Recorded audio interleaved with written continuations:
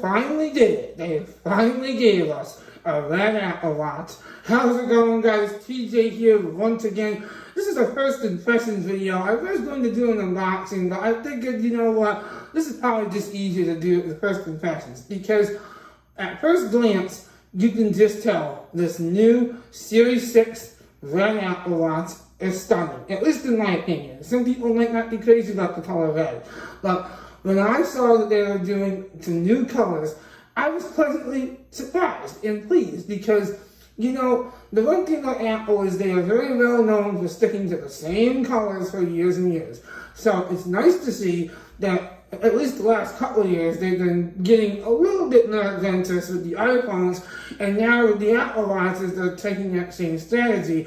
Now, this also comes in a nice new dark blue color, as well as the standard space grays and things like that. But this is super nice, and I don't want to drop it either, but this new Series 6 features the same always-on display that we saw in the Series 5, but now it is up to twice as bright, which is nice, in sunlight and things like that.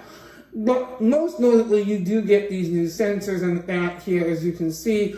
The blood oxygen sensors have caused it to be, you know, they look a little bit different, but you also still get your heart monitoring features as well. So you get the same sensors that you always have had the last couple of generations, but now you do get something that will give you an overall picture of good health. Now, this is not a medical device, so you shouldn't take your blood oxygen level and freak out, you know, take it as something that it shouldn't be taken as. It is not a medical device, but it does give you an overall snapshot of what's going on. So it doesn't hurt. But as you can see here, the color is absolutely stunning. It just has red on the sides and on the digital crown. But the digital crown is still black, which I think looks really sleek. And of course, on the back, it's still, you get the sapphire crystal with a black back, which is really nice. Apple has done an absolutely stunning job with it. And I also do want to just go over what you'll get in the box as well. You won't get a power adapter this year, so if you don't have any extras laying around, you'll either have to just use one that comes with your iPhone to charge this, or you'll have to plug this into a computer because it does not have one in the box, which, you know, I have mixed feelings about that, mostly negative. That's the only complaint I have about this, is that Apple tries to take the strategy of saying that it is for the environment. We all know it's not about the environment. It might be, okay, 10% about the environment, 90% about profit, let's be honest. But nevertheless, they don't include it in the box anymore.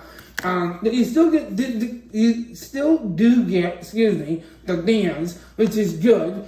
Thank God they haven't taken those away yet. Now, this particular one that I ordered directly from Apple comes with the skirt loop, which is also red with some very narrow black highlights on each side, which is really nice. And I think I'm also going to order a black leather band because that would look, I think, pretty sleek with red, but this is nice too. So this is really nice. Overall, I think if you're looking for a new Apple Watch, and of course, the one thing I always like to say is, you know, is it worth it to upgrade? So let me answer that very simply. If you have a Series 5 from last year, you probably don't need to upgrade.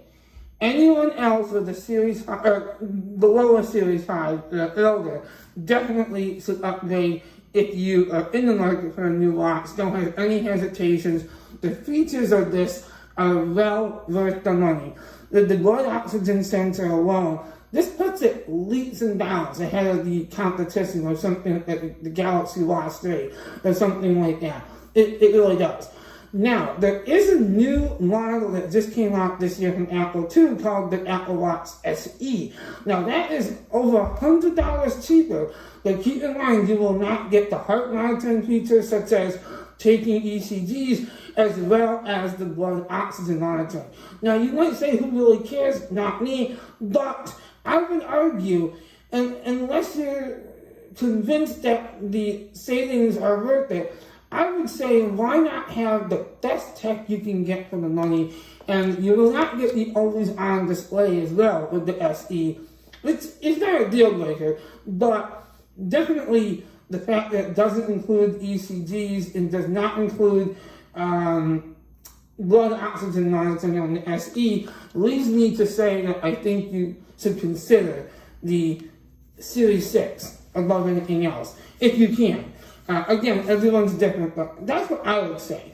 So with that being said, these are my first impressions and thoughts of the Series 6. There's not a lot to go through here, but there is some stuff to start testing.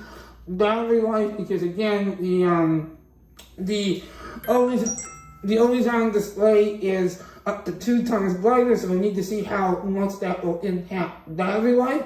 So there's a lot to go through, and we'll do that in my official review coming in a few days or so. Until next time, guys, thank you so much for watching, and if you like my content, please give it a thumbs up. Until then, peace out for now.